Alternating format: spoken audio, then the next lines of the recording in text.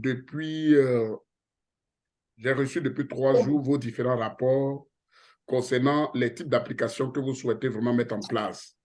Donc aujourd'hui, ce que nous allons essayer de faire, c'est d'abord d'analyser toutes ces différentes applications, regarder leur faisabilité, et puis ensemble, nous allons passer à une phase plus pratique, notamment nous allons monter une application essai, et à partir de ce modèle essai, vous allez essayer, hein, voilà, monter juste quelque chose pour que je puisse valider, et puis voilà.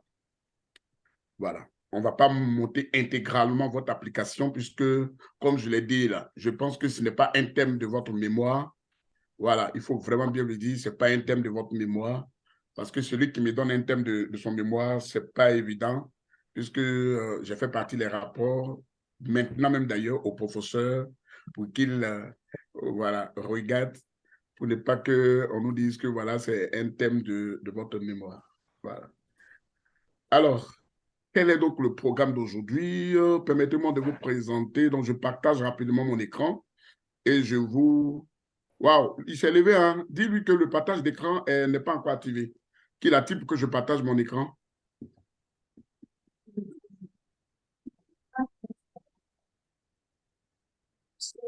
Essayez de...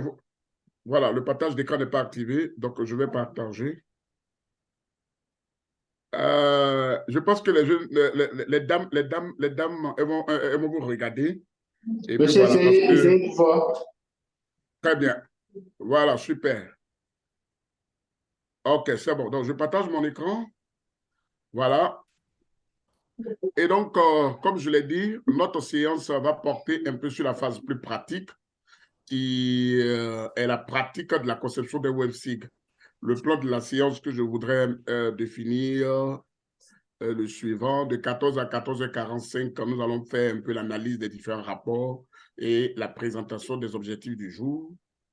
Ensuite, de 14h45 à 15h05, nous allons faire l'identification des logiciels et suivi de leur installation. Ça veut dire qu'on a vu la dernière fois que pour monter une application WebSig, il y avait des logiciels et qu'il fallait vraiment checker, essayer de regarder leur disponibilité, ensuite passer à leur acquisition. Ensuite, nous allons parler de 15h05 à 15h20 de la gestion des données, c'est-à-dire nous avons quelques données que nous souhaitons utiliser dans notre application essai, c'est-à-dire notre application modèle que nous allons développer tout de suite avec vous. De 15h20 à 15h30, nous allons faire notre premier TP, qui est l'interfaçage graphique de notre application. Ici, le principe serait de concevoir le design graphique, c'est-à-dire la page d'accueil qui va créer je veux dire, l'interactivité entre l'utilisateur et l'application. Donc, c'est ce que nous allons faire à partir du 15h20 à 15h30. De 15h30 à 15h40, on va faire le TP1 qui est la création d'un fond de cartes voilà, numérique. Voilà, donc nous allons essayer de faire tout ça ensemble. Ensuite, de 15h40 à 15h50, nous allons essayer de importer des couches fonctionnelles au niveau des GeoServer. Donc, on va connecter notre application avec un GeoServer pour nous permettre que tout ce que nous avons mis dans GeoServer puisse apparaître dans notre application. Donc, quels sont les scripts que nous allons développer pour pouvoir appeler les couches fonctionnelles que notre application doit utiliser. Ensuite, de 15h50 à 16h, nous allons faire le TP3 qui va consister à la création d'une action zoom sur la carte. C'est-à-dire, quand vous avez jeté un coup d'œil sur, comment on appelle les différentes applications, vous avez vu qu'il y avait des actions zoom qui étaient sur les cartes. Il faut soit on peut zoomer ou dézoomer. Donc, on va vous montrer comment on crée ces genres d'actions. Donc, on va créer un script qui va nous permettre de créer des zooms full screen ou encore des zooms de façon ordinaire, comment on peut créer tout ça. Et de 16h00 à 16h20, nous allons procéder à la création d'une légende. C'est-à-dire, quel est le script qui nous permet de créer une légende au niveau de notre application. C'est-à-dire, quand j'essaie de cliquer sur une carte, quelles sont les informations que je peux obtenir. Voilà, donc nous allons essayer de faire ça ensemble. Après, nous allons créer aussi d'autres actions, notamment la mesure, le calcul de certaines distances, le calcul des aires, un exemple, le calcul des périmètres, le calcul des superficies, la distance parcourue. Tout ça, nous allons essayer de programmer au niveau de notre application pour que notre application soit interactive. Voilà, là, l'utilisateur ne se lasse pas. Et de 16h40 à 17h, nous allons faire une conclusion de la séance et cela va marquer la fin de notre séance du jour. Voilà. Voici présenté le plan de la séance. Est-ce que quelqu'un a des suggestions ou des observations pour rendre encore cette séance plus dynamique? Je vous écoute si vous avez des suggestions. Vous gardez la fin, on est en train de prendre la fin de la présentation, les derniers TP. Ah, d'accord. Super. TP3, TP4.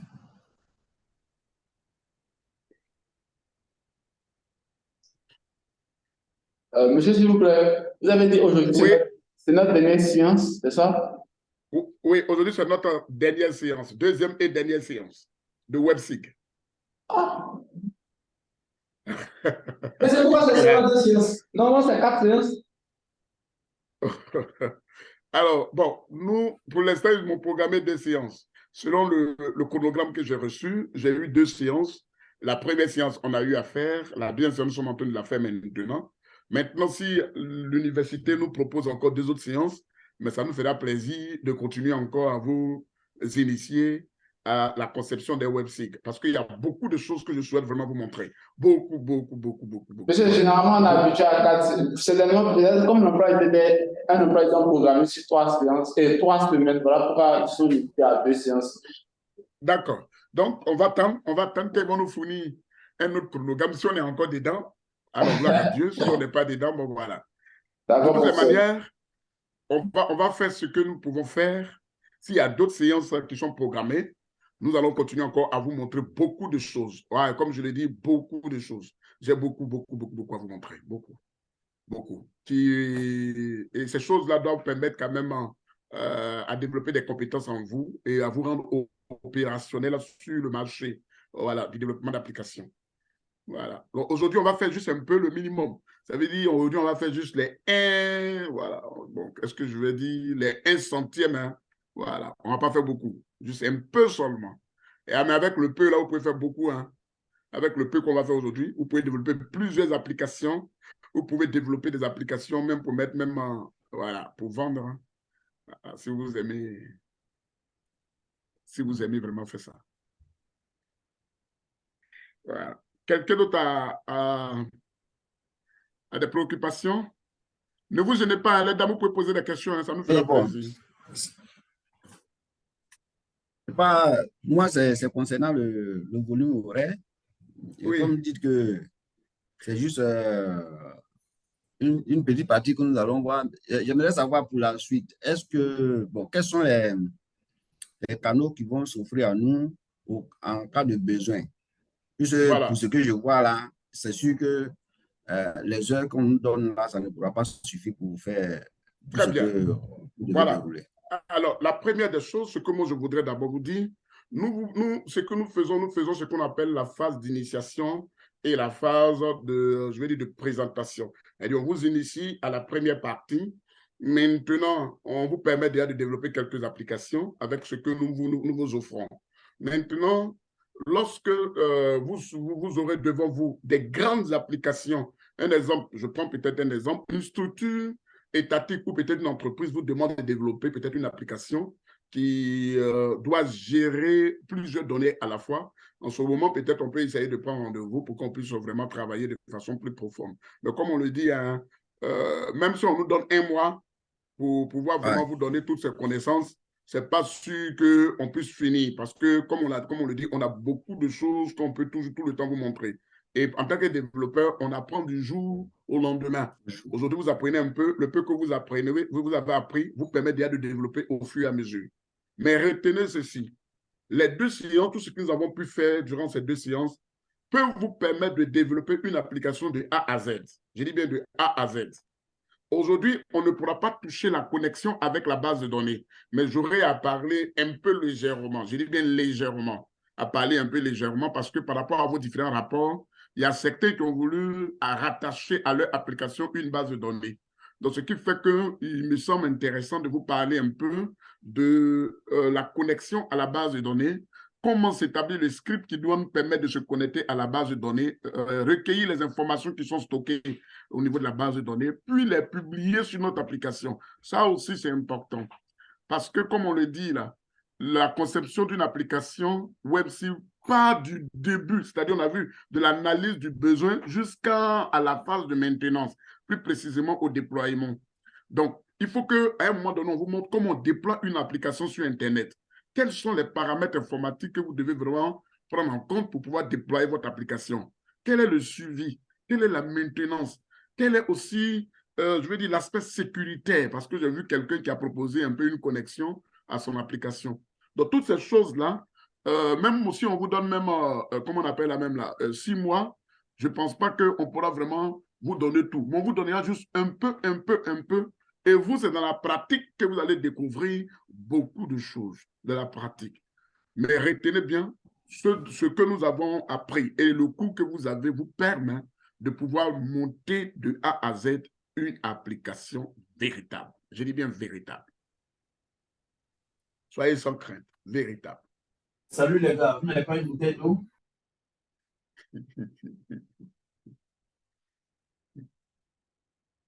Voilà. Autre question, autre question.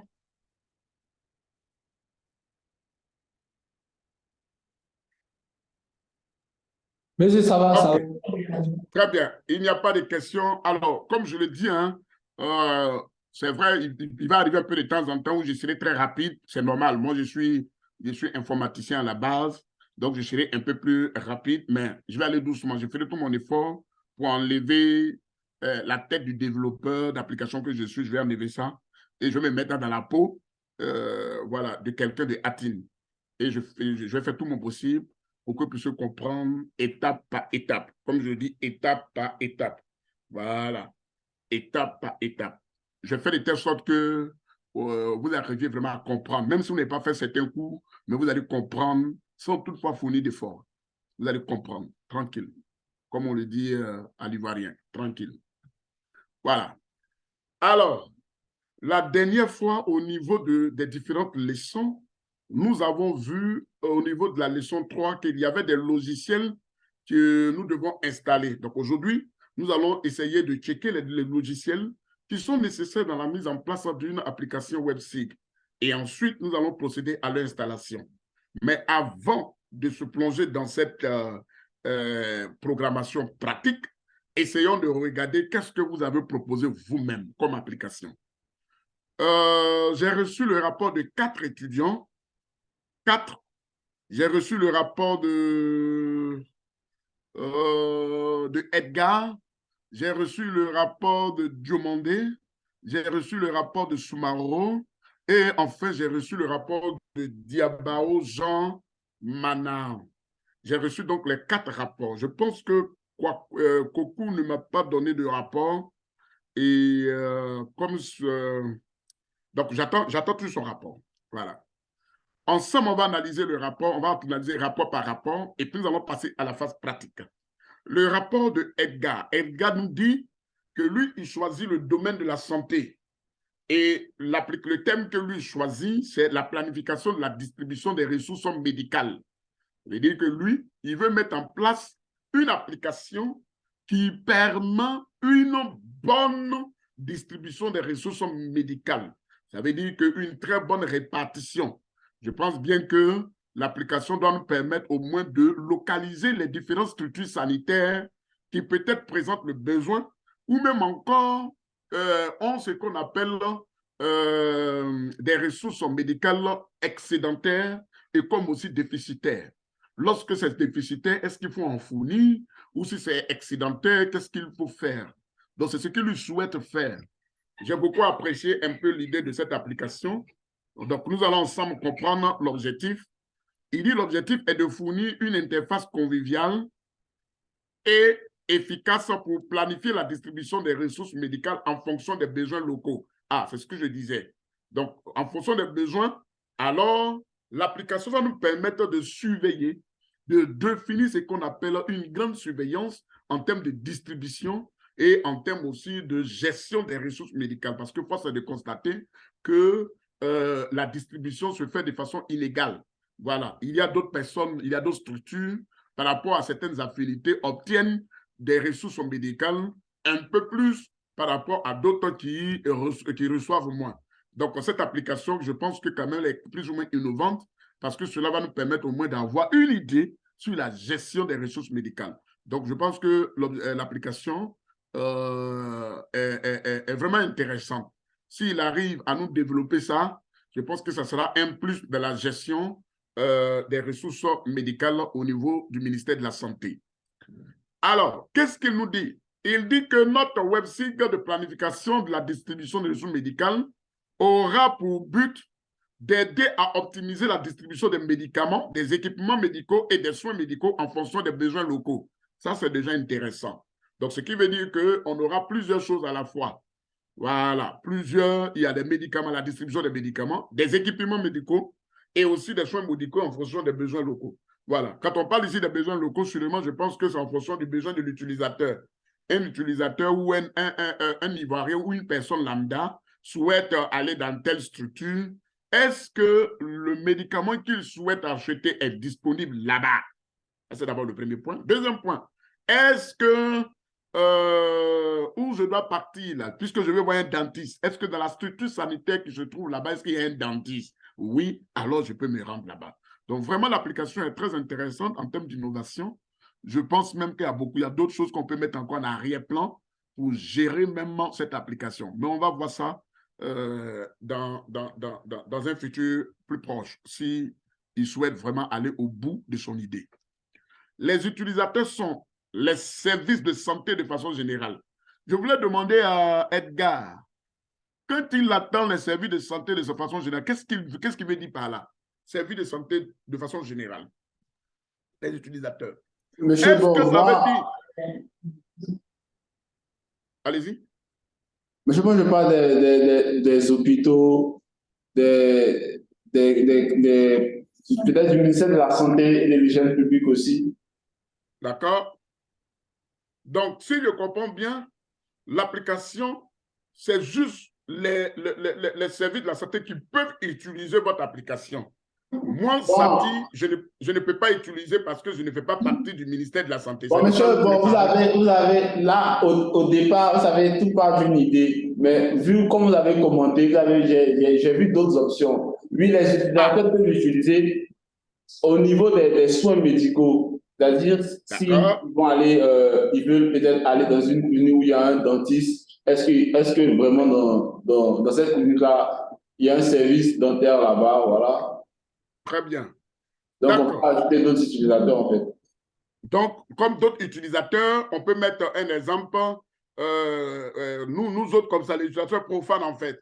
Nous autres, voilà, toi et moi. Donc, voilà. Donc, il faut vraiment voir ce côté au niveau des utilisateurs pour pouvoir voir tout ça. Parce que ton application est tellement intéressante. Moi, je pense que, comme encore des actions, on peut pouvoir définir la structure même de santé, même la plus proche même de l'individu. Imagine que je me trouve à Cocody et je veux vraiment une structure de santé juste plus proche de moi. Quelles sont les différentes structures de santé qui sont à 100 mètres de moi? Voilà une requête spatiale que je peux lancer. Et que fait l'application? L'application va me cartographier toutes les structures sanitaires qui sont autour de moi et me définir le chemin le plus proche pour aller dans cette structure sanitaire. Tu vois un peu comment l'application peut commencer vraiment à être intéressante. Donc, ce qui veut dire que au lieu que je vais appeler peut-être mon ami qui est à Fresque pour lui dire, ah, écoute, bon, quand à son temps tu étais à Abidjan ici, là, il y a quel dispensaire qui est à côté ici où je suis, tout et tout. Non, c'est trop loin. À partir de l'application, je peux déjà commencer à me demander qu'en termes de requête spatiale, quel est donc le centre de santé le plus proche puisque je me retrouve ici à 100 mètres de moi de ma position. Donc, l'application va déjà me géolocaliser. Donc, il y aura un système de géolocalisation derrière. Donc, il ne faut jamais l'oublier. Donc, un système de géolocalisation qui me permet de définir mes différentes coordonnées géographiques. À partir de là, l'application va définir ce qu'on appelle, va faire un balayage automatique. Le balayage va consister à définir quels sont les centres de santé qui sont dans l'environnement où je me trouve. Donc, à partir de là, je vois déjà les structures et puis je peux en même temps accéder à partir du trajet le plus proche. Donc, l'application va me définir exactement les différentes routes possibles qui peuvent me permettre d'accéder à ma structure en fonction de mon choix. Est-ce que si j'emprunte tel truc, est-ce que je peux arriver plus vite par rapport si je vais ici et ainsi de suite? Et encore bel et bien en tenant compte aussi des heures de pointe. Donc là encore, ça devient un autre problème qu'il faut regarder dans le cas où vous voulez vraiment aller plus loin avec votre application. J'ai beaucoup apprécié, j'ai beaucoup aimé ça. C'est très intéressant. Vous avez dit l'interface d'accueil de votre WebSig. Vous dites que le logo de la plateforme, d'accord, un logo de la plateforme pourrait être affiché en haut de l'interface d'accueil pour identifier le système. OK. Moi, je voudrais que vous laissez tomber pour identifier le système là. Parce que le système, vous parlez de quoi? Quand vous parlez de système, c'est de quoi vous voulez parler? Système là, vous faites allusion à quoi? Un logo, lorsque vous voyez, ça veut dire qu'il s'agit peut-être d'une application de santé. Bon, c'est ce que vous voulez signifier. Ah, donc vous dites seulement un logo de la plateforme, c'est fini. Vous dites un logo de la plateforme, c'est tout. Voilà, cela pour identifier le système, l'application même là. Tout ce qui est comme processus mis en place au niveau de l'application définit ce qu'on appelle un système d'information. Donc, quand vous mettez ici identifier le système, nous ici on ne comprend pas bien. Est-ce que c'est le système en termes d'information qui est véhiculé ou le système en termes de communication entre les différents composants qui se trouvent au niveau de votre machine, donc de votre application. Donc, il faut faire vraiment attention. Vous avez parlé d'une barre de navigation. J'ai beaucoup aimé cette partie-là aussi, parce que la barre de navigation permet aux utilisateurs de naviguer vers différentes sections de la plateforme. C'est intéressant, c'est bon. Vous avez aussi dit que vous voulez un bouton de connexion et de déconnexion. Ah, donc ce qui veut dire que un utilisateur qui n'a pas de compte ne peut pas accéder à votre plateforme. C'est de ça qu'il est question? Exactement, monsieur. Il faut avoir un compte. Ah, là, moi, je suis embêté. Hein? Je suis embêté. Je suis embêté. Mais je suis embêté parce que, imagine, je suis malade. Bon, je veux aller plus vite dans une structure de santé. Vous me demandez de créer un compte.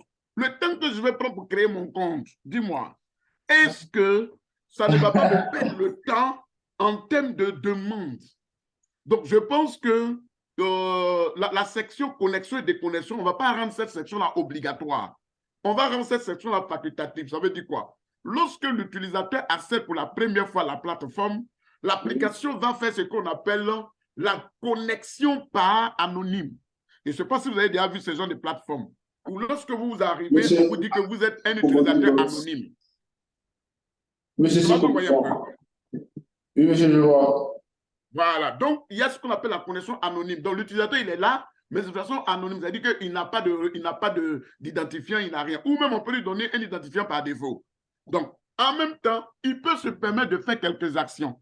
Quelles sont les actions? Un exemple, chercher un centre de santé, demander le chemin le plus court, faire quelques requêtes spatiales. Mais pour aller plus en profondeur dans votre application, vous pouvez définir maintenant le système de connexion et de déconnexion. C'est-à-dire, je prends peut-être un exemple, si vous voulez soumettre une requête qui demande beaucoup de choses, en ce moment, on va vous demander, monsieur, vous demandez un peu de trop, il vous faut créer vraiment un compte utilisateur. Ou bien, vous voulez vraiment avoir des informations confidentielles, on va vous demander d'avoir un compte utilisateur pour pouvoir identifier qui demande l'information. Donc, là-dessus, le bouton de connexion et de déconnexion, je voudrais que ça se fasse de façon facultative. D'accord, monsieur. C'est juste un avis, hein? Mais vous pouvez rendre ça obligatoire. C'est vous, c'est votre application. Mais comme je me dis que c'est un truc sanitaire, le rendre obligatoire, là, mon cher, c'est pas intéressant. Mais... Bon, vous dites ici un message d'accueil, bon, c'est pas mauvais, ça va. Vous dites zone de filtrage. Une zone de filtrage permet aux utilisateurs de filtrer les données affichées selon leurs besoins, tels que les dates, les ressources. Bon, ça, on va gérer ça. Vous dites un tableau de bord, c'est intéressant. Vous dites des cartes interactives, OK. Tableau de bord, c'est juste. Tableau de distribution, bon, ça pas. Algorithme de planification. Un algorithme de planification pourrait être utilisé pour optimiser la distribution. Ça, c'est pas pour... Ça, celui-là. Ça, c'est pas pour l'interface d'accueil. Hein.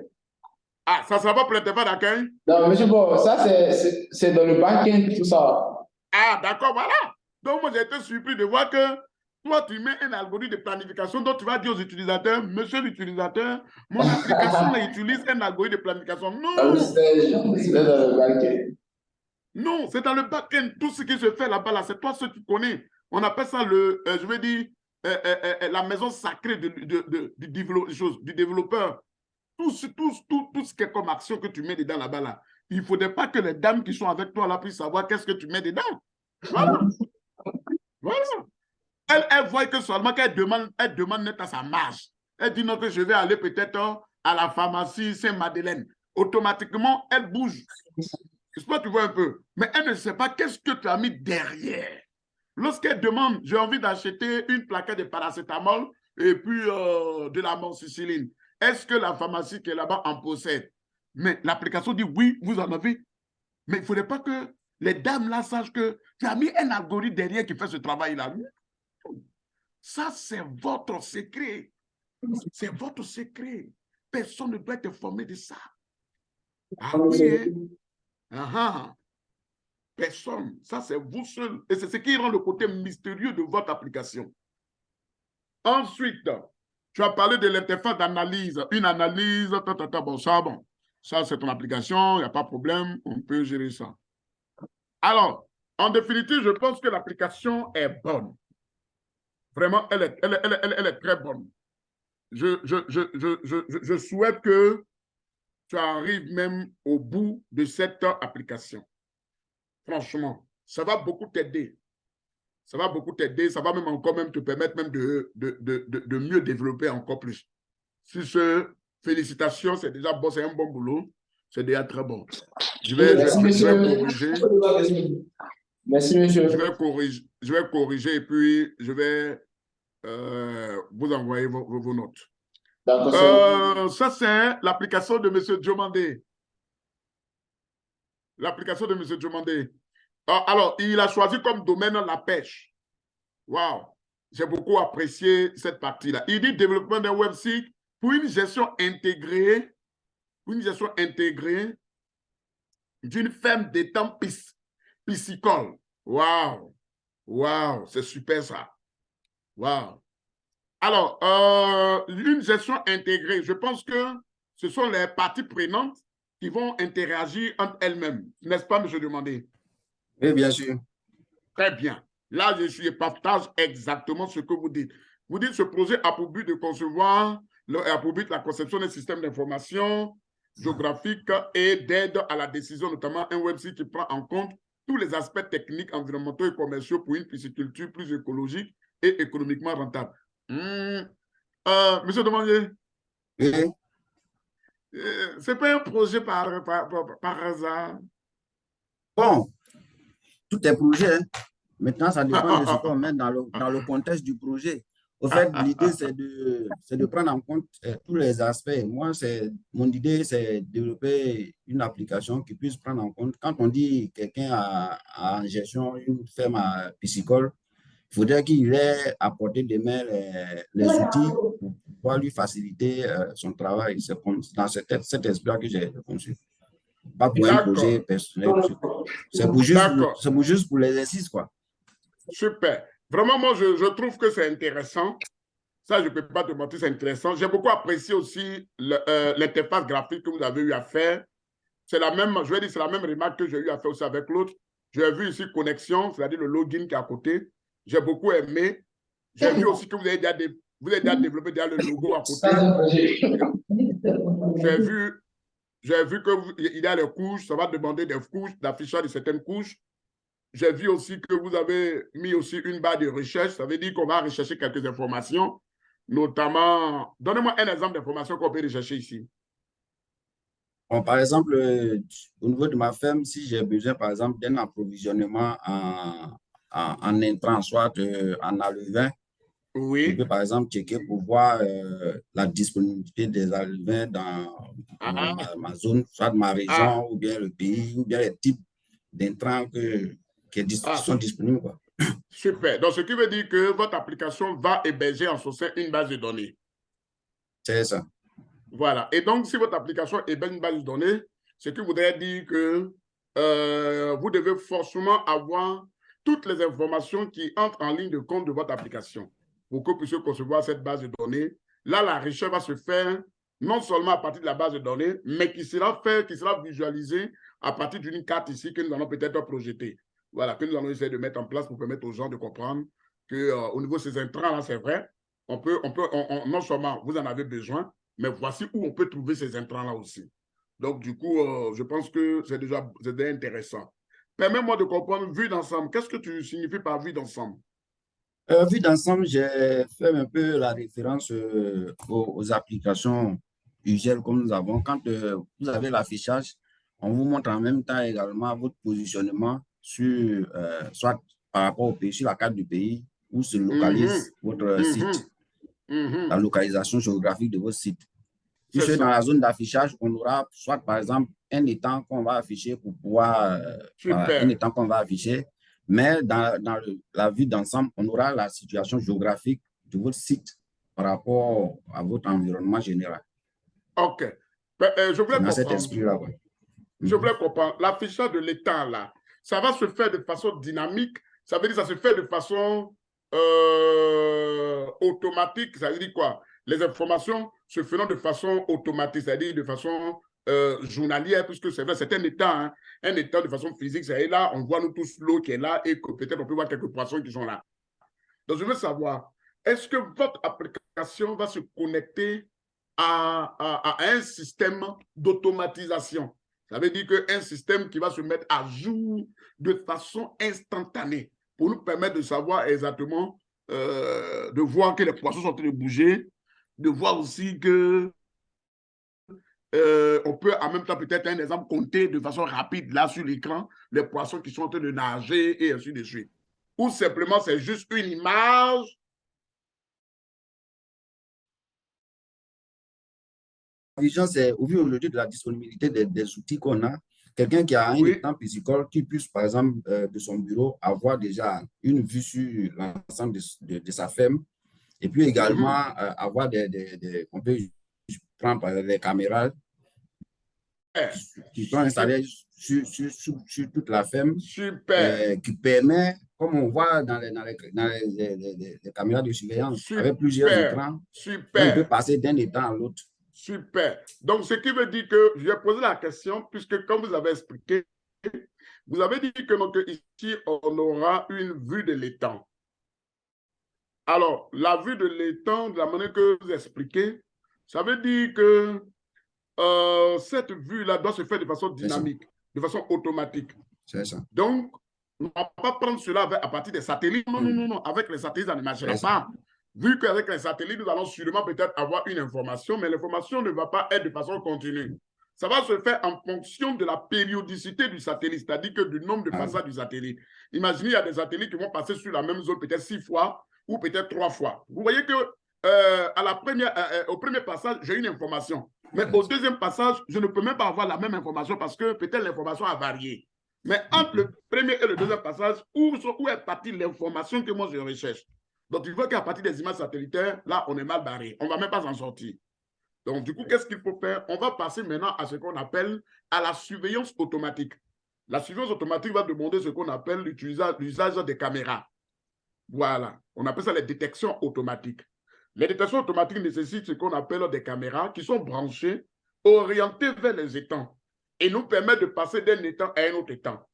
Ces caméras maintenant seront connectées à votre plateforme bel et bien avec un protocole bien suivi, qui vont nous permettre d'avoir une vue dynamique de notre étang. Ah oui, ça nous permet de savoir, voici comment le niveau de l'eau augmente, comment les poissons se positionnent, de telle sorte que si je suis je dis n'importe quoi, à faire créer, je peux savoir si mes poissons qui sont dans l'eau là, s'ils sont vivants ou sont morts. Est-ce que l'eau là, il y a une quantité abondante d'eau ou bien il n'y a pas d'eau? Quels sont les mouvements qui s'effectuent au niveau de mon étang? En un mot, ça me permet déjà de définir l'aspect sécuritaire de mon étang. Donc, du coup, votre application va demander encore un autre système derrière. J'ai apprécié la notion de gestion intégrée parce que ça va permettre un peu, même aussi à plusieurs services de s'interconnecter à votre système. Voilà. Même on peut même parler aussi même du volet sécurité des forces de l'ordre qui peuvent aussi utiliser votre système pour pouvoir gérer ce qu'on appelle la surveillance et même encore la sécurité des services et biens. Donc, vos caméras que vous allez installer autour de votre étang peuvent aussi être utilisées par les forces de l'ordre dans les histoires peut-être d'enquête ou ainsi de suite. Donc, c'est vraiment intéressant. Mais là, ça va demander des grands moyens. Vu le processus arrière-plan que vous allez mettre derrière. Quel est le processus arrière-plan? C'est d'abord la détection automatique et continue de votre étang. Ça va demander vraiment un processus très, très important. Les caméras qui sont là, il faut qu'il y ait d'abord des gardiens pour surveiller. Il faut qu'il y ait un système, vraiment un serveur bien installé qui va recueillir tous les mouvements et toutes les informations. Et ces mouvements-là seront transférés à votre application. Ça se gère. Ce n'est pas impossible. C'est possible. On a déjà fait ça même quelque part et ça a marché et c'est intéressant. C'est possible. En un mot, j'ai apprécié vraiment votre application. Franchement, j'ai beaucoup apprécié. Sauf qu'il y a d'autres choses que je voudrais que vous amélioriez un peu, notamment la partie zone d'affichage. Vraiment, j'aurais quand même bien voulu que ce soit une carte, vu que nous voudrions que les choses s'effectuent à partir des cartes. Voilà, Merci. ça veut dire que voilà, je voudrais que peut-être là, ce soit plutôt une carte, que ce soit une zone d'affichage dynamique. Donc, je pouvais quand même vous proposer de cartographier tous les étangs dans votre zone. Tous les étangs piscicoles dans votre zone. Et à partir de ces étangs-là, vous allez maintenant, lorsqu'on clique peut-être sur un étang, on peut voir de façon dynamique le niveau d'eau ou encore les mouvements qui s'effectuent au fur et à mesure. Ça va demander quand même un peu beaucoup, mais je pense que ça va quand même rentrer un peu dans la ligne de compte de la conception des web sites. Ça sera encore plus intéressant. Voilà. C'est ce que moi je peux apporter comme observation. Sinon, en termes d'études, c'est intéressant, c'est bon, mais je voulais qu'on bouge encore plus. Alors, félicitations, M. Dumandé, félicitations, je suis très content, c'est très bon. Nous sommes avec le projet de... Waouh, le projet de Soumaro Ahmed Kader. Il est là, Kader? Oui, monsieur, je suis là. Ok. Le projet de Kader.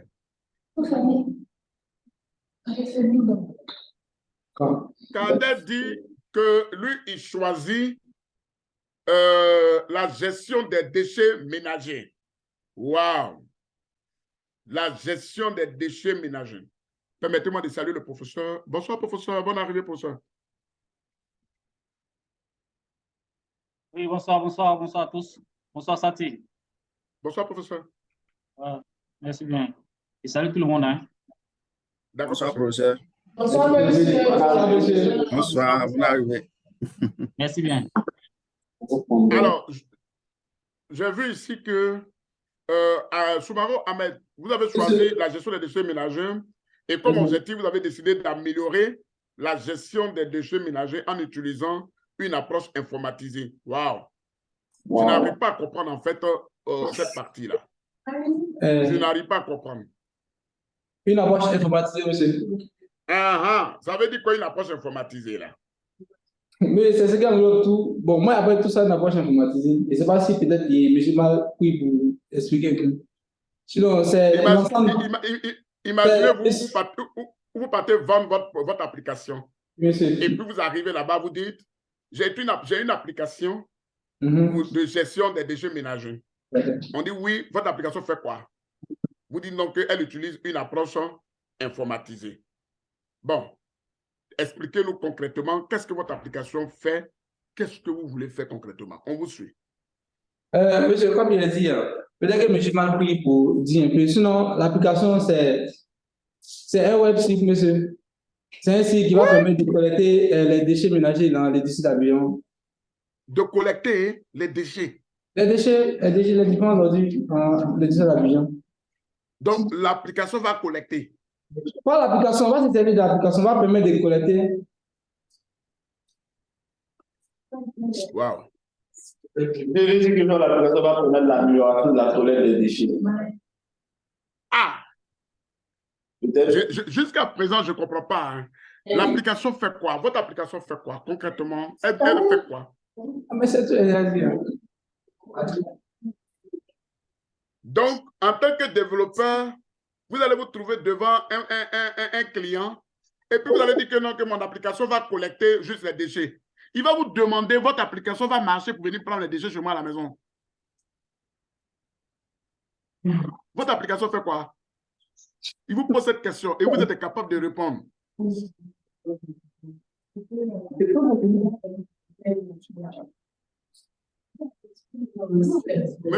Monsieur Soumaro Ahmed, Monsieur. votre application fait quoi?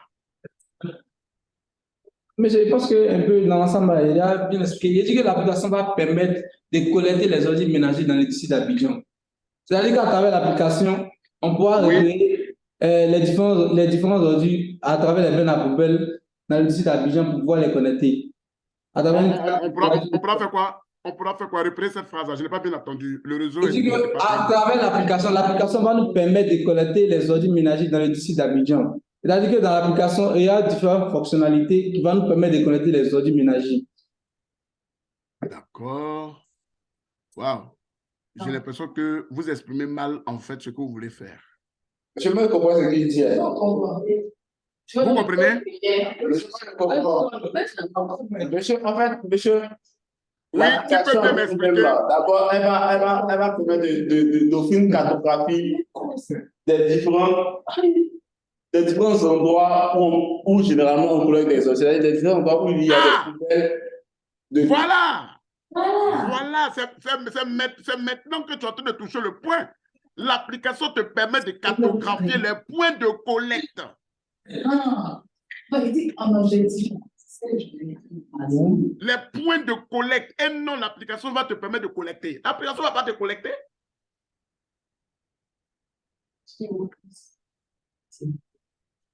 Donc, si l'application doit collecter, donc moi, parce que moi, je suis là et puis j'attends que l'application vienne chez moi à la maison pour venir ramasser mes ordures. Donc, attention, essayez vraiment de bien positionner, de bien dire ce que vous voulez faire avec votre application. Ça, c'est vraiment très, très important. Sinon, on ne va pas vous comprendre. Donc, si je comprends bien votre application, juste vous permet juste d'identifier tous les points de collecte des ordures, des déchets ménagers. Point. Je viens d'arriver à Cocody. À la maison, j'ai des déchets et je ne sais pas comment moi je vais vraiment m'en débarrasser. L'application me dit, Sati, à 10 mètres de chez toi, il y a une poubelle qui est là. Repars, va déposer ça dans cette poubelle. Ça, l'application me permet de faire ça. Voici ce que l'application me permet. Ça, au moins, l'application me permet déjà de savoir qu'il y a une poubelle qui se trouve devant moi qui me permet déjà de déposer les ordures ménagères. Les ordures ménagères. Donc, ça, c'est d'abord le premier point. L'autre point aussi, est-ce qu'aujourd'hui, à Abidjan, les points de collecte là, est-ce que c'est connu d'avance? Oui, monsieur, c'est connu d'avance. C'est connu? Abidjan, là? Il y a certains points qui sont connus. Moi, je ne suis pas bon les tout, mais je pense qu'il y a certains points qui sont connus. Ah, d'accord. Donc, ça veut dire qu'on peut avoir des données qui peuvent nous permettre de savoir que, de façon générale, à tel endroit précisément, on a toujours une poubelle. Monsieur. Monsieur. Donc, si je comprends bien, si un bon matin, quelqu'un se lève et vient devant ma cour et dépose une poubelle, ton application pourra me dire que quelqu'un a déposé une poubelle devant et que ça devient un point de collecte. Non, monsieur. Non? Non. D'accord. Ok. Compris. Compris. Wow. Compris.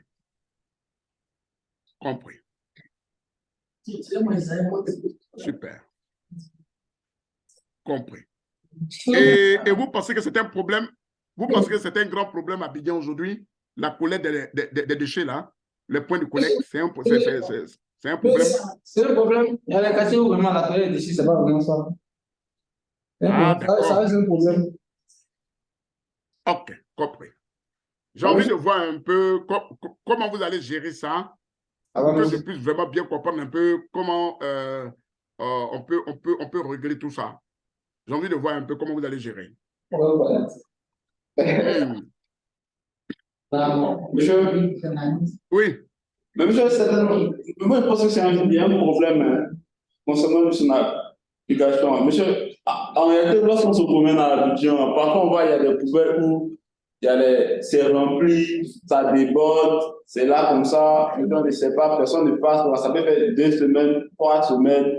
C'est là, c'est pas là. D'accord. Et donc, selon vous, si vous devez mettre une application en place pour gérer ce point dont vous parlez là, quel est, si vous voulez, donnez-moi ce que votre application peut apporter dans ce sens-là. Votre application peut faire quoi? Moi, je pense qu'en réalité, l'application seule ne peut pas gérer tout ce système-là. D'accord. Attends, ça s'appelle la question. Non, ça doit la conclusion des demandes en application. Monsieur, s'il vous plaît, la question. Je dis, par rapport à l'intervention de, je ne sais pas si c'est Soumaro, c'est Edgar qui a... Edgar. Selon l'explication d'Edgar, est-ce que si, puisqu'il a dit, il dit que aujourd'hui à Abidjan, à n'importe quel coin de rue, on constate qu'il y a des ordures, il y a un peu de déchets partout, et on sent qu'il y a du laisser-aller. Alors, moi, avec l'explication de Edgar, si vous devez mettre en place une application WebSig, qu'est-ce que l'application WebSig peut apporter là? Qu'est-ce que l'application peut faire, selon vous? Je vais intervenir sur le point. Monsieur, il peut avoir un système d'alerte. Un système d'alerte. Oui, monsieur. Vous pouvez venir qu'il y ait la personne un peu, par exemple. Ah, donc ce qui veut dire que vous devez définir les choses. Oui, monsieur. Il y a les zones qu'il faudra définir. Il y a les zones qui existent. Il y a les zones qui existent. Non, j'ai dit les choses. Ou de définir. Ah, une chose. Oui, monsieur, effectivement, pour les systèmes, pour l'alerte. OK. Il y a Maurice, il y a Diomandé qui veut intervenir. Diomandé, je t'écoute. Oui, je voulais intervenir sur son application là. Déjà, moi, je pense qu'on peut déjà partir de la cartographie de tous les points de collecte, les points de groupement. Et puis faire travailler un peu en réseau pour voir un peu par rapport à un point de groupement, quelles sont les origines des ordures qui arrivent. Si je prends un point A de collecte, à partir de ce point-là, quelles sont les zones, quel est le rayon autour, un peu pour faire le parallèle comme un bassin versant, c'est-à-dire d'où viennent les ordures qui arrivent à ce point-là. On peut essayer d'évaluer la capacité du site de collecte. Et puis, à part là, on peut par exemple communiquer avec les gestionnaires pour dire que tel site a désormais une capacité qui va au-delà de sa capacité d'accueil. Il faut améliorer les infrastructures. Ou bien, à travers la cartographie également, identifier de nouvelles zones ou bien de nouveaux sites par rapport à l'évolution de la population, dire que, vu l'extension désormais de la ville, je pense que l'application sur la base de la cartographie, ça peut nous permettre d'identifier de nouvelles zones où on pourrait installer des bacs et autres. Moi, je pense que si on oriente aussi comme ça peut être aussi intéressant. Compris. Vous savez pourquoi depuis on est en train d'échanger un peu sur ça? Parce que quand l'application n'est pas bien ficelée, il est difficile pour le développeur de mener à bien sa mission. Vous allez développer et à la fin, vous allez vous rendre compte que votre application ne fait pas le boulot même. Et à la fin, vous avez des problèmes. Parce que le développeur, il ne traduit que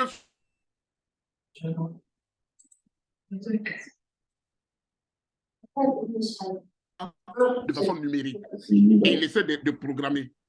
Donc, vraiment, je souhaite que si vous voulez mettre en place une application, il faut commencer d'abord par identifier les besoins. Et à partir de ces besoins, maintenant, vous allez maintenant dire qu'est-ce que votre application peut faire pour permettre aux gens d'être vraiment à l'aise. C'est vraiment l'un des points et je souhaite que vous essayez de faire ça. Sinon, vous allez développer et à la fin, vous allez voir que vous avez perdu le temps inutile. Et vous allez développer quelque chose qui ne marche pas. Qui ne marche pas du tout. Une application qui, voilà, qui me permet juste de savoir qu'il y a une poubelle devant ici, devant la boutique de Diallo. Bon, Moi, ça me donne quoi? Ça me donne rien. Ça me détruit les mains, ils déposent ma poubelle devant là, les bennes vont passer là, ou bien il y a les jeunes qui ont des brouettes là, vont passer pour venir récupérer, puis moi, bon, c'est fini. Qu'est-ce que ça peut faire pour moi? Mais si on essaie de voir autrement, comme votre camarade qui a parlé un peu le système d'alerte, qui, s'il veut vraiment approfondir, il peut aller dans ce sens, il peut essayer de définir quelque chose et puis comprendre que ah, pour ce point de collecte-là, on a atteint vraiment le point vraiment élevé. Donc, ceux qui doivent passer ramasser, voilà, sont appelés vraiment à aller rapidement. Sinon, on risque vraiment d'avoir un débordement au niveau des déchets. Ça aussi, c'est quand même intéressant. Mais, il faut le dire, j'ai quand même aimé l'idée de gérer les déchets ménagers. Et j'ai quand même aussi apprécié. Parce que quand vous mettez améliorer la gestion des déchets ménagers, je pense que quand même vous savez ce qui est déjà fait. Et que ce qui est déjà fait là, vous trouvez ça, c'est un peu standard ou c'est un peu caduc ou ça ne répond plus. Et donc, vous voulez vraiment améliorer le système existant. Donc, j'ai vraiment apprécié. J'ai vu quand même les autres, le point de votre application. Vous avez dit une cartographie en ligne détaillant les zones de collecte des déchets sera créée. Une base de données sera créée pour stocker les informations sur les déchets produits, les déchets collectés. Wow. Donc, vous allez exactement identifier tous les déchets qui se trouvent,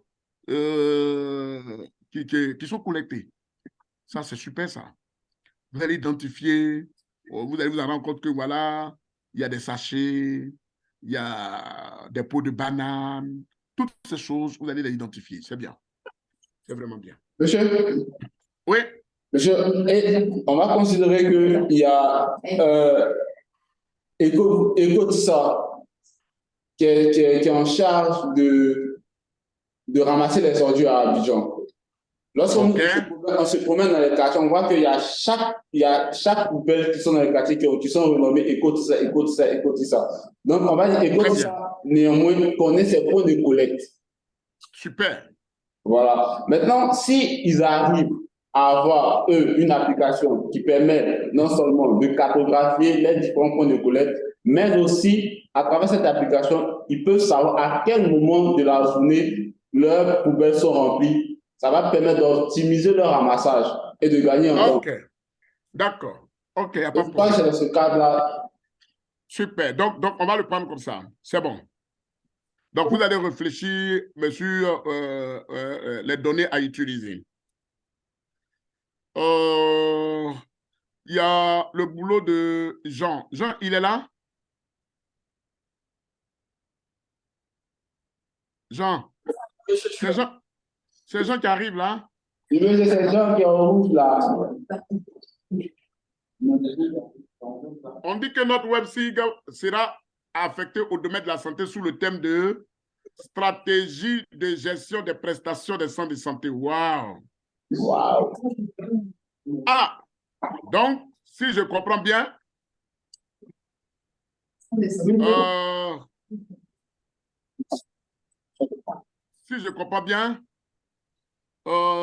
il dit dans le domaine sous la stratégie de gestion des prestations des centres de santé. Donc, si je comprends bien, notre ami a un problème avec les prestations des centres de santé. C'est ça? Monsieur, tout le monde a un problème avec les prestations des centres de santé. Ah, tout le monde a un problème. Ah, tout le monde a un monsieur. Et quel est le problème que tout le monde a? Monsieur, on a un mauvais suivi des patients pour les consultations. Et on a un mauvais suivi aussi des requêtes qui sont faites par les patients au niveau des hôpitaux. D'accord. Donc, mon website va permettre de cartographier tous les centres de santé ainsi que de diffuser de façon automatique les patients qui vont venir là, en fait, par un système informatisé. C'est-à-dire que si une personne vient à l'hôpital pour faire une consultation, on va mettre un système en place qui va permettre de remplir automatiquement la base de données pour dire que à tel jour, à telle heure, il y a un patient qui est venu à l'hôpital. Et mon website va diffuser ça directement à travers un fond de carte, directement sur la carte, pour montrer par exemple que le nombre par exemple, de patients qui sont venus par jour dans l'hôpital. Voilà. Et il y a le côté, par exemple, quand il vient à l'hôpital, ce pourquoi il est venu, en fait. Il est venu pour faire une écho, le type de service qu'il est venu faire à l'hôpital. Soit c'est l'accouchement ou ce genre de choses-là. Du coup, on aura la couche requête, on aura la couche centre de santé. Voilà. On aura la couche aussi nombre de patients. Du coup, avec ça, on peut, ça peut nous permettre de, comment dire, savoir quel est le centre de santé qui accueille le plus de patients, quels sont les cas les plus fréquents auxquels les centres de santé sont confrontés dans les zones. Ça permet de savoir, par exemple, dans la zone de, par exemple, dans la région du Pékin, par exemple, quelles sont les maladies le plus. Du coup, on peut faire ça pour savoir, par exemple, qu'est-ce qu'il faut faire pour freiner l'évolution, par exemple, de cette pathologie-là dans la vie ou un truc de ce genre-là. Du coup, j'ai voulu proposer cette application-là aux professionnels de la santé. Dans un premier temps, les professionnels de la santé comme les médecins ou les chefs de service ou les directeurs de l'administration des hôpitaux. Eux, par exemple, ils vont prendre ça pour faire, par exemple, leur bilan de fin d'année, pour savoir quel est le nombre, par exemple, de patients qui sont venus par an. Et ça va permettre, par exemple, de savoir comment aménager l'hôpital pour abriter le nombre de patients, par exemple. Et on peut proposer ça aussi aux civils, par exemple, qui vont faire, par exemple, des analyses multicritères pour savoir l'hôpital le plus proche. Quel est l'hôpital qui, par exemple, est le plus bondé en termes de patients à un instant T? Par exemple, si je veux aller à l'hôpital, je peux checker vite fait l'hôpital. Regardez l'hôpital, par exemple, dans tel hôpital, il y a 52 patients. Et dans l'autre hôpital, il y a 22 patients. Du coup, je m'oriente naturellement, il y a 22 patients parce que je sais qu'il y a 53 patients. Je vais prendre plus de temps là-bas. Du coup, monsieur, c'est un peu ce que je voulais exprimer déjà. Super. Super. Souvent, au Chili, on nous dit qu'il n'y a pas de place. Il y a beaucoup d'autres personnalités qu'on peut expliquer avec ça, je qu'on peut voir encore. Super, compris. Je pense que l'explication donnée tient la route, hein. Ça tient. Quand même, il y a beaucoup de choses, il y a beaucoup. Vous savez, au niveau de la santé, c'est déjà même un secteur, jusqu'à présent, les gens même demandent un peu la mise en place même d'un website pour gérer beaucoup de points là-bas. Et il faut dire que depuis un certain temps, le ministère de la Santé essaie de travailler avec les experts en cartographie, en télédétection, pour développer des applications de suivi, de gestion des centres de santé, d'identification des centres de santé, de tout et tout. Donc, c'est un domaine où on peut beaucoup appliquer les sigles et tout, tout ce que vous pouvez vraiment imaginer. Donc, c'est déjà bon. Avec tout ce que vous êtes en train de dire, c'est déjà intéressant. Le problème maintenant, c'est de savoir est-ce qu'il y a des applications existantes? Si oui, qu'est-ce qu'elles font? Et puis, qu'est-ce que vous pouvez faire pour améliorer la qualité du service? Donc, c'est déjà intéressant. Donc, vraiment, avec l'explication, je pense que c'est déjà bien. Maintenant, moi, c'est au niveau de votre interface d'accueil là, qui, jusqu'à présent, je n'arrive pas à comprendre. Je ne comprends pas encore jusqu'à présent. Vous avez mis ici l'application web. Vous avez mis ici tâches et requêtes. Bon, je suppose que ici, c'est une zone où on va saisir ou bien il y aura des petits boutons qu'on va mettre. Justement, voilà. Et puis nous allons cliquer dessus. Oui, c'est ça. Je n'ai pas détaillé, mais c'est ça en fait. Ah, d'accord. Maintenant, la partie où vous avez mis visualisation des couches et des résultats des requêtes, c'est un peu là où c'est tous les cartes, c'est ça, non? Voilà, le fond de carte avec le fond de carte, tout. les centres de santé en fonction de la sémiologie graphique. Tout sera là. OK. Et puis l'échelle en fonction du zoom, donc on aura peut-être le zoom. OK, super, je vois. Maintenant, au niveau de la carte, lorsqu'on bouge avec la souris, on a les informations géographiques qui sont juste. C'est ça, exactement. OK. Maintenant, la partie où c'est marqué couche opérationnelle issue de la base de données, ça veut dire que ici, là, ce sont les différentes couches qui se trouvent manipulées dans votre application. C'est de ça que vous voulez parler? Moi, c'est ça, exactement. D'accord. Maintenant, plus haut, je vois 3 petits boutons quelque part ici. Ce sont Il y a 2. Oui. Voilà, ce sont les, comment dire, les outils web pour fermer la page, agrandir la page et la réduire là. D'accord, je vois. Donc ici, le premier, ça c'est pour faire, c'est pour réduire. Voilà, Le deuxième, c'est pour agrandir. Et puis le dernier en rouge, là, c'est pour fermer. C'est de ça que vous voulez parler? c'est ça, monsieur, c'est ça. D'accord. Au milieu de la colonne là, c'est les outils de la carte, le curseur de la carte pour zoomer, pour faire les déplacements, pour faire les sélections. D'accord, je vois. Vont être là, en fait, sur cette colonne-là. Je vois. Je vois. OK. OK, c'est intéressant. C'est vraiment intéressant. Alors, je pense que tout le monde a produit quelque chose d'extraordinaire. Je voulais vraiment vous féliciter pour vos différentes applications. Ça, c'est déjà très bien. Maintenant, il reste à mettre en place les premières bases de cette application. Donc, nous allons commencer déjà à faire une petite application modèle entre nous ici. Et puis, vous allez essayer maintenant de vous inspirer pour essayer de développer juste quelque chose pour pouvoir exprimer exactement ce que vous avez mis sur du papier ici. Alors, pour les applications qui utilisent les bases de données, parce que tout ce que je suis en train de voir ici, toutes vos applications utilisent des bases de données. Voilà. Pour les 4 étudiants, qui ont remis leur rapport, donc vos 4 applications utilisent une base de données. Notamment, je pense que c'est PostgreSQL que vous voulez vraiment mettre en place. Voilà. Donc, pour l'instant, on ne va pas arriver vers la partie base de données. On va voir, est-ce que votre application, parce que j'ai vu que vous utilisez des couches, donc forcément, vous allez mettre en place un serveur cartographique, notamment GeoServer, qui va quand même manipuler toutes les couches fonctionnelles de votre application, n'est-ce pas? Oui. OK, c'est intéressant, c'est déjà bon. Alors, essayons maintenant d'aller un peu plus loin dans notre cours pour pouvoir maintenant passer à la phase pratique.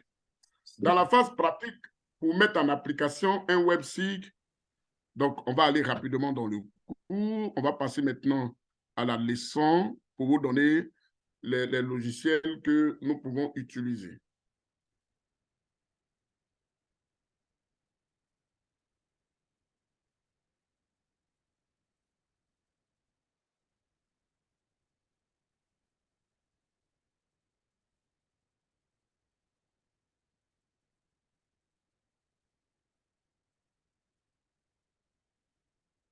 Alors, les logiciels que nous pouvons utiliser, comme on l'a dit, nous allons utiliser un serveur web. Nous, ici, dans notre cas, le serveur web que nous allons utiliser, c'est Apache Tomcat. Apache Tomcat. On va utiliser GeoServer comme le serveur cartographique. Mais je pense qu'avec le professeur, vous avez pu installer GeoServer, manipuler beaucoup de choses avec GeoServer. Oui. Donc, on ne va pas toucher, on ne va pas réinstaller GeoServer. On va prendre ce que vous avez fait avec le cours de web mapping et tout ce que vous avez mis là-dessus, nous allons essayer de les utiliser dans votre application. C'est bon? Monsieur. OK. Donc, on ne va pas, on va pas réinstaller GeoServer. Monsieur, concernant la personne qui en avait. Je voulais maintenant vous demander, est-ce que vous avez installé un serveur Apache chez vous là-bas? Oui, je crois qu'on a installé Apache. Vous avez installé Apache Tom. Non, mais vous c'était MStat là. Vous avez installé quoi? Si vous avez installé un serveur cartographique, dites-le et puis on va l'utiliser en même temps. On va pas. Monsieur, on a installé GeoServer. Voilà. Vous avez installé GeoServer. C'est bon déjà? Voilà, c'est ça. C'est ça ce que vous avez installé? Oui, monsieur, on a installé GeoServer. Super. Allez, donc, OK. Monsieur, concernant le serveur web là, on a installé Apache MSW. Ah, OK. Je vois. Vous avez installé ça pour la communication avec GeoServer. OK, compris. Compris, c'est déjà bon. Donc, nous, on va donc c'est sûr que peut-être vous avez utilisé le port 8080 là-bas. Oui, exactement, monsieur. Voilà, donc ce que nous allons faire, on va utiliser le port 80-81. Monsieur, Oui. monsieur, pourquoi on a fait le cours là, les histoires de port là, je n'ai pas bien compris en fait. Pourquoi on utilise 80-80, pas 60-70? Les ports, ce sont les entrées que les serveurs ou, si vous voulez, les logiciels communiquent avec, je vais dire, votre système d'exploitation. Voilà. Donc, les ports, là, si deux logiciels utilisent le même port, il y aura conflit de ports. Et un ne va pas marcher et l'autre va marcher. Ça veut dire que vous allez voir que le deuxième que vous allez installer, il ne peut pas. Si vous voulez, les ports sont comme les portes d'entrée. C'est comme vous voulez entrer dans une maison, et puis, l'on dit la maison a 4 portes. Et devant les 4 portes, il y a des gens qui ont déjà occupé les portes. Vous comprenez? Et il y a une porte qui est libre. La porte qui est libre, là, c'est la porte d'entrée dans la maison. Donc, c'est par là que vous devez passer. Si vous laissez cette porte pour aller passer dans une autre porte, vous ne pouvez pas entrer dans la maison parce que cette porte est déjà occupée. Okay. Je prends cette image-là pour vous présenter un peu la notion de port. Le port, c'est juste des lieux de contact, des lieux de connexion entre une application ou je vais dire un logiciel et le système d'exploitation ou même encore avec d'autres logiciels. C'est-à-dire qu'ils s'établissent la communication. Et c'est comme ça. Donc, généralement, il y a plusieurs ports sur la machine, mais avec les ports au niveau des serveurs, soit les serveurs cartographiques utilisent le port 80-80 ou 80-81 ou 80-82, ça dépend. Ça dépend. Voilà. Mais je pense que le premier, quand vous installez pour une première fois un serveur sur votre machine, il utilise complètement le port 80-80. OK. Voilà. Pour la première fois, il utilise le port 80-80. Si vous installez un deuxième serveur, lui va utiliser le port 80-81. Mais il faut le lui signifier parce que lui, par défaut, lui, il prend le port 80-80.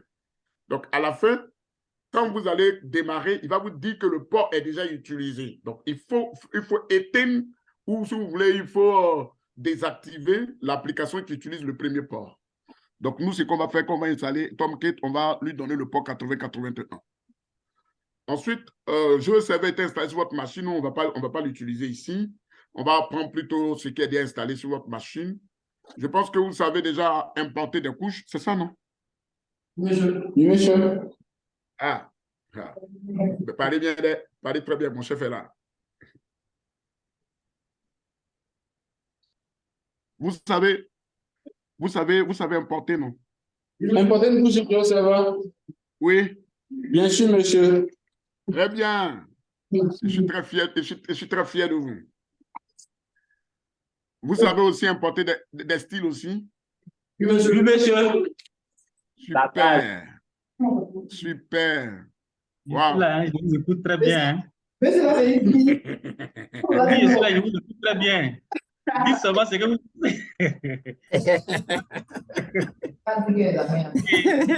Ce qu'on a fait ensemble là, si vous venez d'ici que vous ne comprenez pas, je suis là, je vous écoute. D'accord, ok.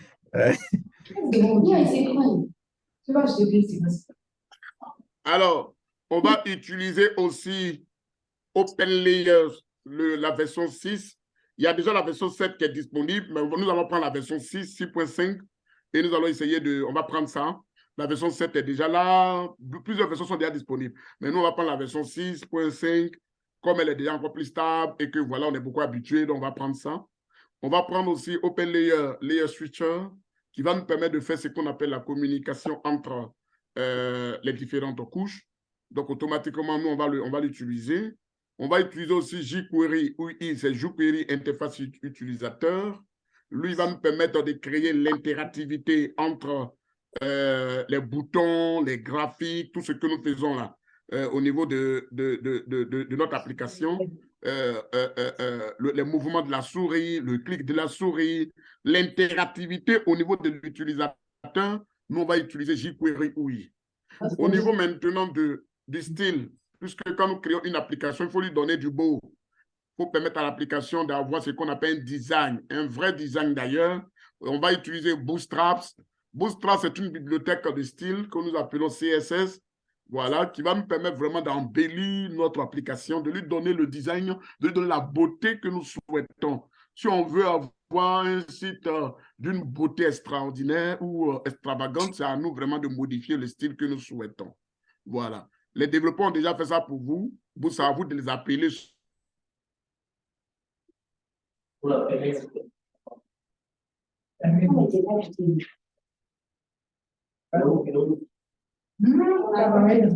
La question, c'est la mise à disposition de combien on va les télécharger, c'est un téléchargement libre.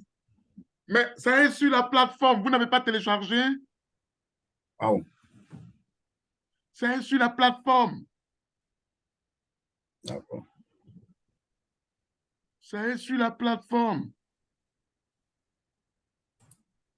Ça est sur la plateforme. Ça est sur la plateforme. Ça est sur la plateforme et vous devez aller les télécharger.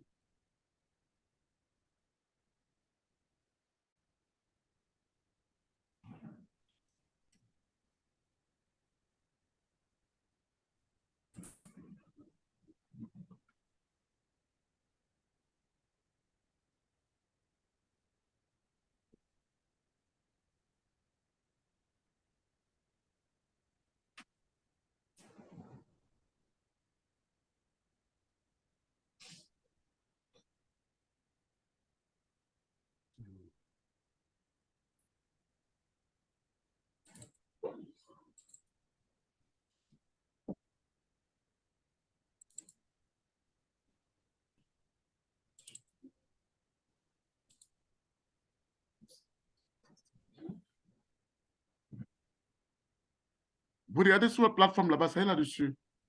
Les ressources là, ça est là-dessus. Du coup, Ressources web-site. vous avez vu? Oui. Ça est sur la plateforme. Les ressources web-site, là, non, le dossier ressources web-site. Vous avez vu? Voilà, vous téléchargez ça. Les autres qui sont en salle, vous avez déjà téléchargé?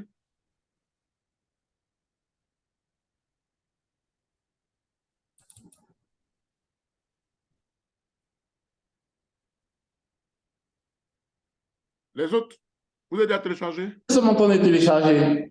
Accordez-nous Ah, vous 5 avez minutes. téléchargé. Oui, D'accord.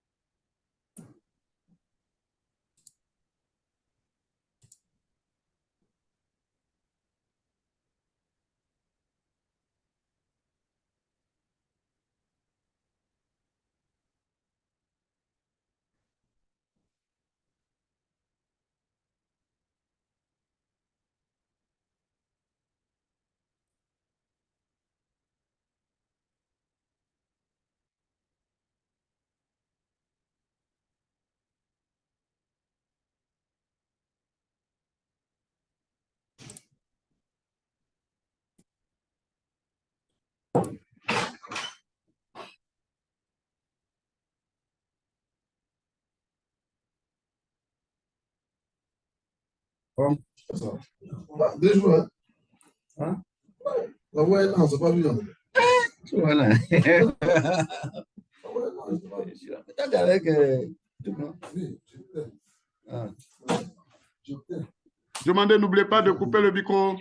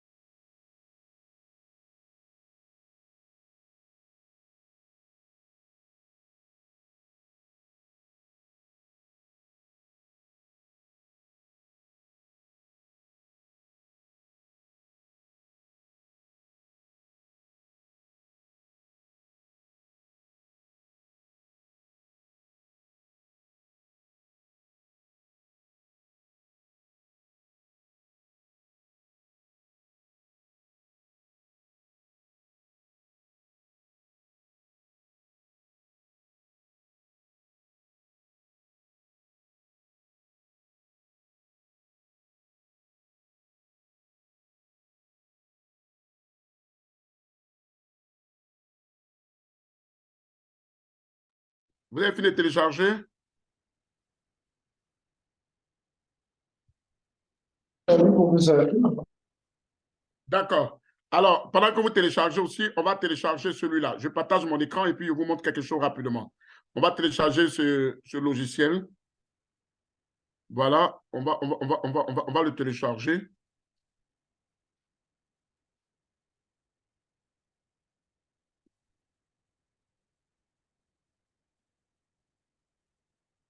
Donc, on va télécharger Visual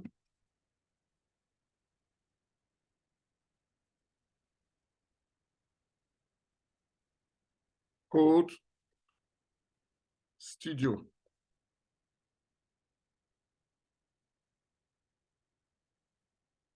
Alors, vous vous souvenez que quand on faisait le cours de JavaScript, de Java, autant pour moi de Java, on avait parlé des IDE. Donc, rapidement, nous allons télécharger un IDE ici. Et l'IDE, il y a plusieurs. Il y a Sublime Text, il y a tout et tout. Mais on va, lui, il est encore plus intéressant. Il y a même Atom. On peut télécharger Atom, tout et tout. Mais déjà, nous, on prend Visual Code Studio. Donc, rapidement, on va le télécharger.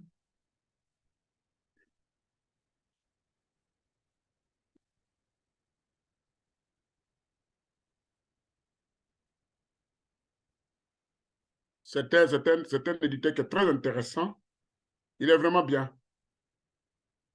Voilà. Et vous cliquez sur Download for Windows.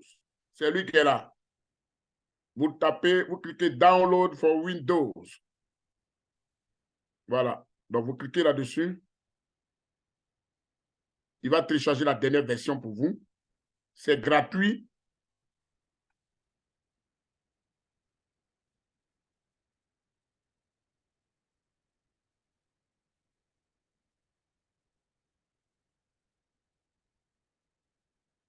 Voilà. Donc, il vient là. Et puis, vous cliquez sur Démarrer et vous téléchargez. Moi, je l'ai déjà. Donc, vous cliquez sur Démarrer et puis vous le téléchargez. Donc, rapidement, Démarrer.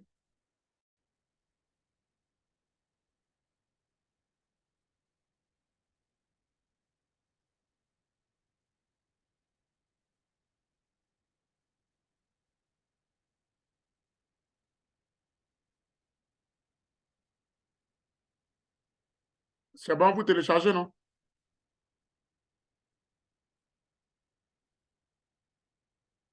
Professeur, nous téléchargeons. D'accord. Dès que vous finissez, vous venez là et vous faites un double-clic. Cliquez sur Ouvrir.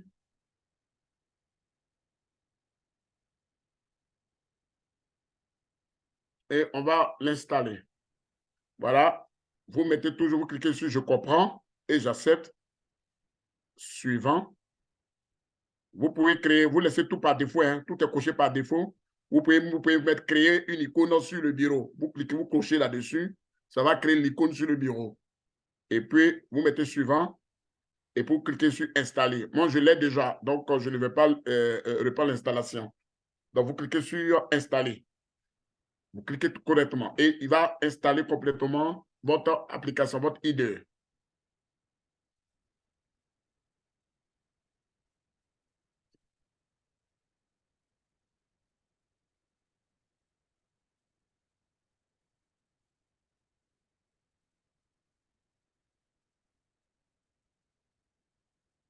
Dès que vous finissez, vous démarrez votre IDE. Vous allez voir un peu ce que vous présenter. Hein. Donc, Monsieur, monsieur, oui. dans l'installation, ce qui était coché par défaut reste toujours par défaut, mais il y a d'autres choses à faire. Tout ce qui est coché par défaut, vous laissez ça par défaut. Vous laissez cocher comme ça. D'accord. Voilà, vous le laissez cocher comme ça. S'il vous plaît, j'arrête mon partage. Est-ce que quelqu'un peut me partager son écran là-bas? Est-ce que quelqu'un est connecté qui peut me partager son écran? On va suivre avec la personne. OK, donc j'arrête mon partage. Oui,